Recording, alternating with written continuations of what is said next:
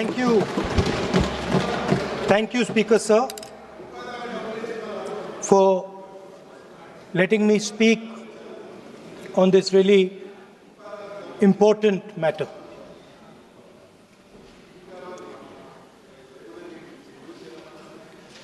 Speaker, sir, have you ever wondered why Mahatma Gandhi laid such emphasis on khadi? Why was it that he framed the entire Indian freedom struggle around the concept of khadi? And why is it that he only wore khadi? Because khadi is not just a cloth. Khadi is the expression of the people of India. It is the imagination, it is the sentiment, it is the productive force of the people of Aaj pehnaun khadi. It is the expression of the people of India. Speaker, sir, whichever state you go to, you will find different fabrics. There's the Himachali cap, Assamese gamcha, Banarsi sari, Kanchipuram sari, Naga jacket, and you will find that all these fabrics represent the people. When the people of Assam give you the gamcha, they're not just giving you a piece of cloth. They're giving you an expression. They're giving you a piece of their history, their tradition, their future, their imagination.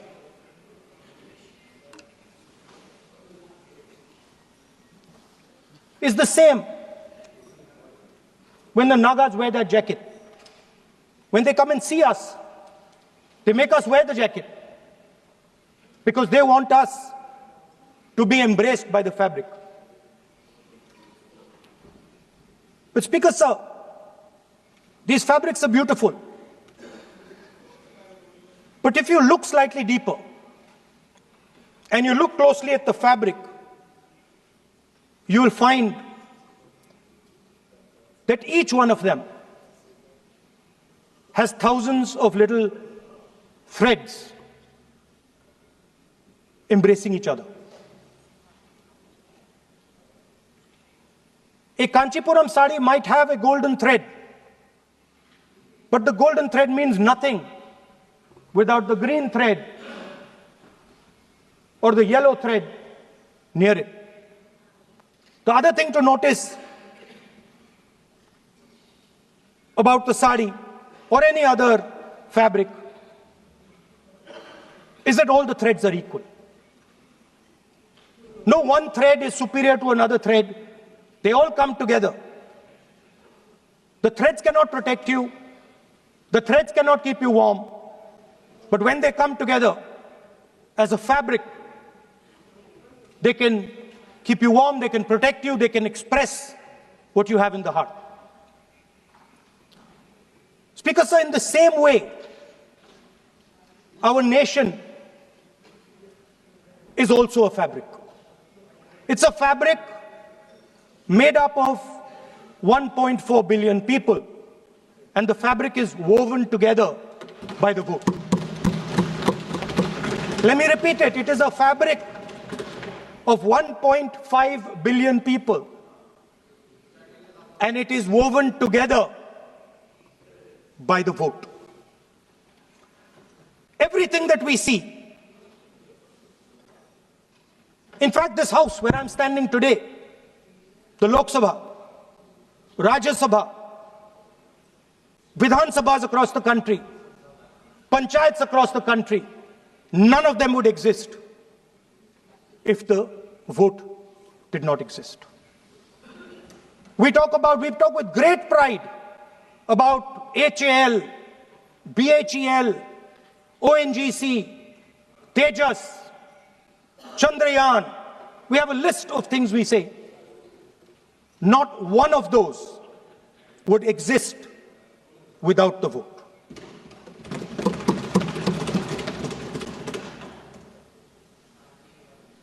Speaker, sir, it is the idea that every thread, every person in the Union of India is equal that disturbs my friends in the RSS. They are happy to see the fabric, but they cannot stand the idea that every single person in the fabric of our country, regardless of what religion they come from, regardless of what community they come from, regardless of what language they speak, should be equal. Because they fundamentally do not believe in equality. They believe in a hierarchy, and they believe that they should be on top of that hierarchy. Speaker, sir, on the 30th of January, 1948, 3 bullets pierced the chest of Mahatma Gandhi. Nathuram Godse assassinated the father of our nation. Today, our friends do not embrace him. Today, our friends have pushed him away. He's an uncomfortable truth. But that's not where the project ended. You see, as I said, everything has emerged from the vote. All the institutions have emerged from the vote. So it's obvious that the RSS has to capture all the institutions that have emerged from the vote. So the project, after Gandhiji's assassination, the next step of the project was the wholesale capture of India's institutional framework.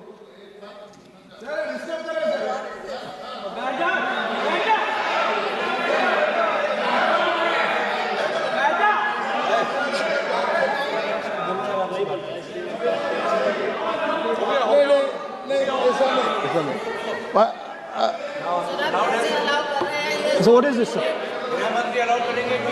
Sir, अभी नहीं पहना हुआ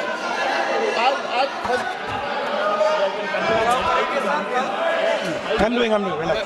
मैं बुलाता हूँ please बैठिए So, please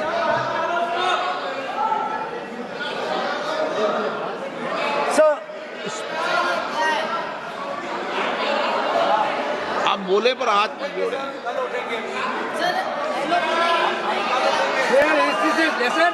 sir, these are uncomfortable truths, but they have to be spoken.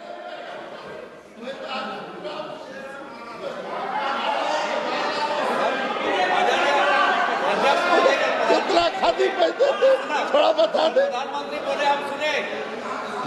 Sir, these are uncomfortable truths, but they have to be spoken. My friends don't like the connections I'm making. They're disturbed by them. It's obvious. Speaker, sir, so after the father of the nation was assassinated, his vision of an equal India, of an India where institutions belong to the people, had to be destroyed. And so the process started, and the RSS attempted to capture one institution after the other.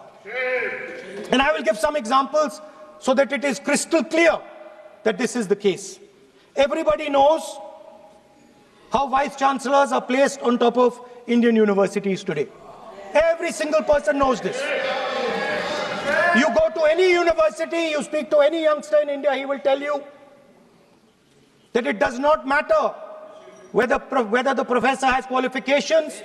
It does not matter whether the professor has a scientific temperament. The only thing that matters is the professor belongs. माननीय सदस्य, एक minute, माननीय सदस्य, चुनाव सुधारों पर चर्चा हो रही है। सर, ये मैं उसी पे कर रहा हूँ। आप किसी भी संगठन का नाम जो इस हाउस में उसका नाम नहीं लें। एलओपी है तो इसका मतलब ये नहीं है। एलओपी का मतलब नहीं, आप जनरल बात बोलो। आप राष्ट्रपति भाषण में बोलिए जनरल बात। सर, हम लोग सुनना चाहते हैं। सर, स्पीकर सर, हम लोग सुनेंगे शांति से। हम लोग शांति से सुनना चाहते हैं। और ये आप लोग सुनिए ना, क्या कहना चाहते हैं? धमकी देंगे आप? हम लोग सुनने के लिए बैठा है। अभी तक नेता प्रतिपक्ष एक शब्द चुनाव सुधार पे अभी तक आया ही नहीं है। संसदीय कार्य मंत्री बोल रहे हैं। मैं स्पीकर का परमिशन से ही बोल रहा हूँ। हम सुनने के लिए बैठे हैं। अरे हम सुनने के लिए बैठे हैं। नेता प्रतिपक्ष चुनाव सुधार के लिए जो सुझाव देंगे, सुनने के लिए तो हम बैठे हैं। लेकिन चुनाव सुधार को नहीं बोलते हुए कहा जो इस सदन से कोई वास्ता नहीं, जो संगठन उसका कहानी किसी और का बोलना, ये कोई उचित नहीं है। समय बहुमूल्य है, समय का मर्यादा भी है। सबका सब यहाँ सुनने के लिए बैठे हैं और ये समय बहुत कीमती है। इसलिए हर एक पल अच्छा शब्दों का कोई अच्छा ज्ञान दे, सुझाव दे, सुनने के लिए हम लोग बैठे हैं। मेरा एक सीमित अनुरोध है नेता प्रतिपक्ष से, आप विषय पर ही रहिए। हम लोग सब बैठे हैं, गृह मंत्री जी भी सुनने के लिए बैठे हैं, लेकिन आप विषय पर नहीं बोलेंगे तो जो विषय तय किया गया है उसे क्या मतलब है? अगर चुनाव सुधार पर ही नहीं बोलेंगे तो फिर इतना समय सबका क्यों बर्बाद करना चाहते हैं नेता प्रतिपक्ष? Should I leave? Then you speak. Should I leave? You speak then. You speak. What is that? You are parliamentary affairs minister. You are a parliamentary affairs minister. You are disturbing the lobby. How can it be? You are a parliamentary affairs minister. You are disturbing the subject में नहीं आपका lobby. आपका lobby subject में नहीं. ये विषय कर रहे हैं. The discussion. One second. The discussion is about the vote and electoral. The discussion is about the vote. एक मिनट सर, मुझे बोलने दीजिए। एक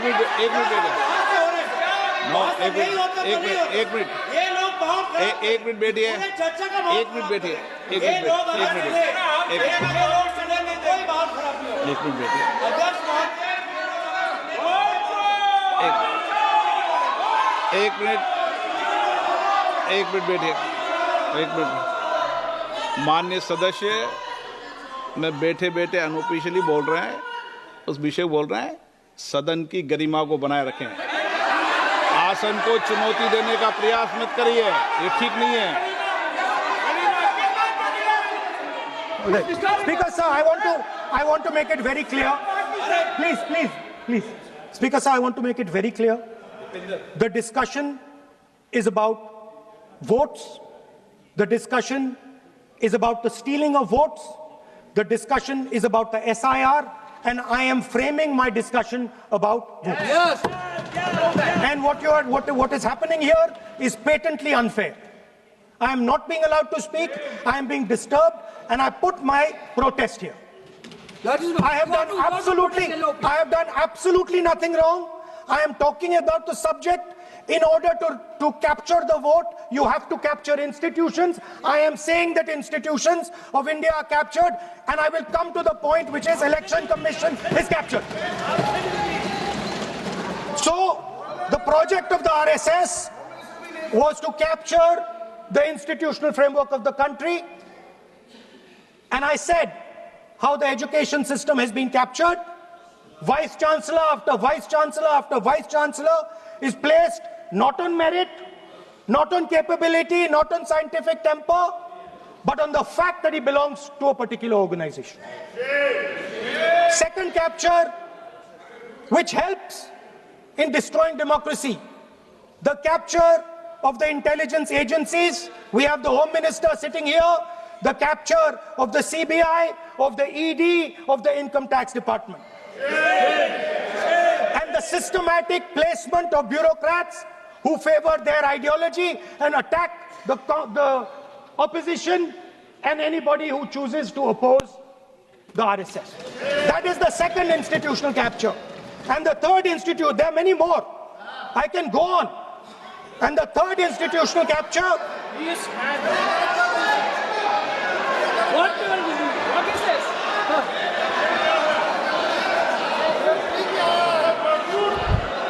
Mr. Minister.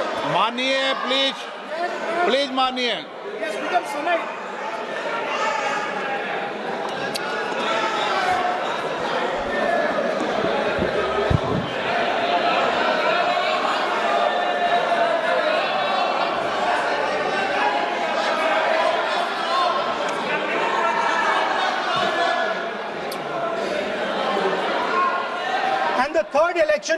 The third capture of the institution that directly controls the election system of our country, the Election Commission. Now, I'm not saying this without proof. I have put forth adequate proof about how the Election Commission is colluding with those in power to shape the elections. But I want to ask three questions first, which will make it very clear that the BJP is directing and using the Election Commission to damage India's democracy. The first question, why is it that the CJI was removed from the selection panel of the Election Commissioner? What motivation could there be to remove the CJI? Do we not believe in the CJI? Of course we believe in the CJI. Why is he not in that room? I sit in that room. It is so-called a democratic decision. On one side, Prime Minister Narendra Modi and Mr. Amit Shah. On the other side, the leader of the opposition. I have no voice in that room.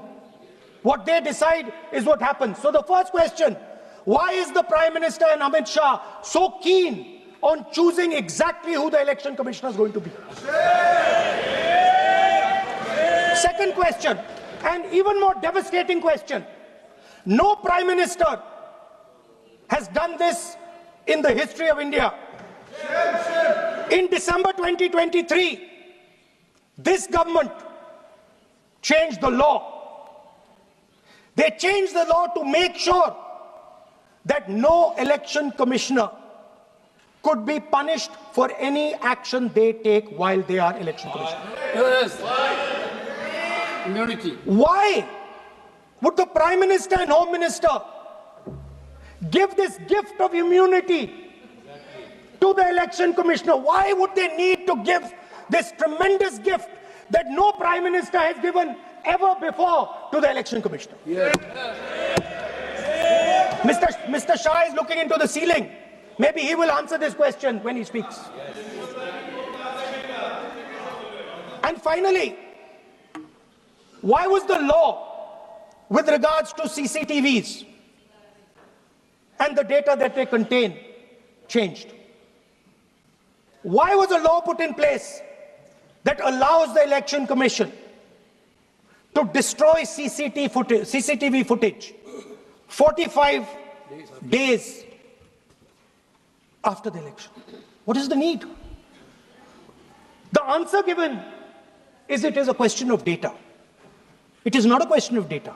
It is a question of stealing the election. Yes. Now, what is the result of this institutional capture?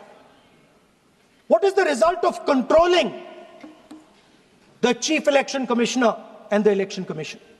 First of all, we have a set of election campaigns that are tailored for the Prime Minister.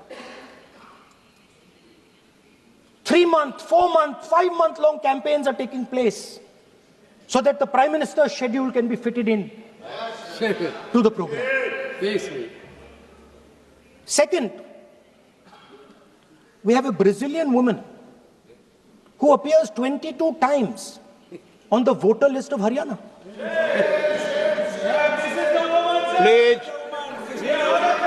No. 22 times this lady appears. एक minute please एक minute.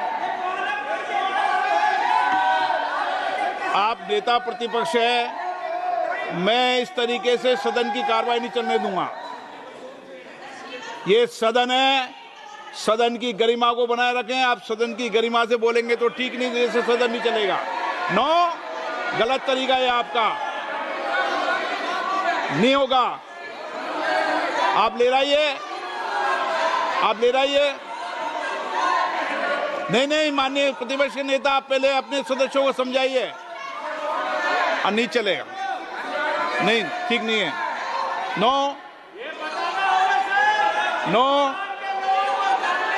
नहीं, बिल्कुल नहीं चलेगा। अगर आप sir माननीय प्रतिपक्ष के नेता, आप अपने सदस्यों को गरिमा समझाइए। सर, बट ये तरीका आप इतने सालों तक यहाँ पर रहे, ये तरीका उचित है क्या? सर, विरोध का तरीका होता है, लेकिन ये उचित तरीका नहीं है। तरीका इधर भी हो। नो, उधर का तरीका क्या है सर? नो, सबका तरीका उधर से होगा, उधर से भी बोलेंगे, इधर से बोलेंगे, सब जगह से बोलेंगे। Speaker sir, I don't agree with the showing of photographs here, but it is a reflection of our democratic structure. This is what is happening in our democracy, that you're not allowing us to show. This Brazilian woman has appeared 22 times on the voter list in Haryana. And not only that, there is one woman whose name has appeared 200 times, more than 200 times in one booth in Haryana. And it is very clear, and I have proven without doubt, that the election of Haryana was stolen and the theft was ensured by the Election Commission of India. I've said it again and again and again.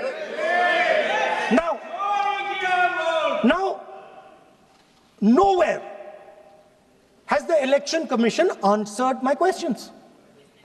The Election Commission has not told me why this lady's picture has appeared on the polling list. They have not told me why lakhs and lakhs of duplicate voters are existing. They have not told me why a BJP leader is coming from Uttar Pradesh to vote in Haryana. These are straightforward questions. And there is clear proof which I have put in front of the country. Right? But the Election Commission has no answer to these questions. And that is the result of the complete capture of the Election Commission by the people across the aisle. By the way, you're talking about SIR in Bihar. Let me say something about SIR in Bihar. Why is it that after the SIR in Bihar, 1.2 lakh duplicate photos are existing in Bihar, in the voting list? If you've cleaned up the voting list, why are there 1.2 lakh duplicates in Bihar? And we've not just proven this about Haryana. We have proven this in Karnataka, we have proven this in Maharashtra, and I'm absolutely certain this is how you're winning elections in Madhya Pradesh, in Uttar Pradesh, in Bihar, across the country. Now, so what I'm putting on the table is, it is very clear that you've captured the institution. I've shown the mechanism of that capture. I'm also showing you how the Election Commission is doing things that are completely out of line. I'm not getting any answers. Right? So now, let us come to how, when we are talking about electoral reform. Electoral reform is very simple. The point is, nobody wants to do it. The government doesn't want to do it. What does electoral reform require? What we've been saying. Number one, give machine-readable voter lists to all political parties 1 month before the election. That's the first step. The second step, is take back the law that allows the destruction of CCTVs, CCTV footage. Very simple, not difficult. While you're doing that, also tell us what is the architecture of the EVM. Give us access to the EVM. Let our experts go and see what is inside the EVM. Till today, we have not had access to the EVM. We are not shown the architecture of the EVM. We're not physically allowed to go and see an EVM. Give us the architecture. Give us access to the EVM. And finally, please change the law that allows the election commissioner to get away with whatever he wants to do. That's all the electoral reforms you need. And I want to assure the election commissioner that they might be under the impression that this law lets them get away with it. Let me remind them, don't worry, we are going to change the law, and we are going to change it retroactively, and we are going to come and find you. Right? So this is the situation that the country is faced with. You know, everybody says to us, India is the biggest democracy. Actually, I was thinking today, we're not just the biggest democracy. We're the greatest democracy. And I'm not saying it just like that. I'm saying it, America calls itself the oldest democracy. But the democracy that weaves together the largest number of people, the largest diversity of people, the largest number of languages, the largest number of states is this country. And so our most powerful asset, the thing that stitches together the entire concept of modern India, stitches together the fabric of modern India, brings people together, allows them to build this great nation, is being attacked by these people. They're destroying it. You know they're destroying it. I know they're destroying it, and they know they're destroying it. And I'd like to conclude by saying that the biggest anti-national act you can do is vote chori. There is no bigger anti-national act that you can do than vote chori. Because when you destroy the vote, you destroy the fabric of this country. You destroy modern India, you destroy the idea of India. So I'd like to conclude by saying vote chori is an anti-national act, and those across the aisle are doing an anti-national act. Thank you.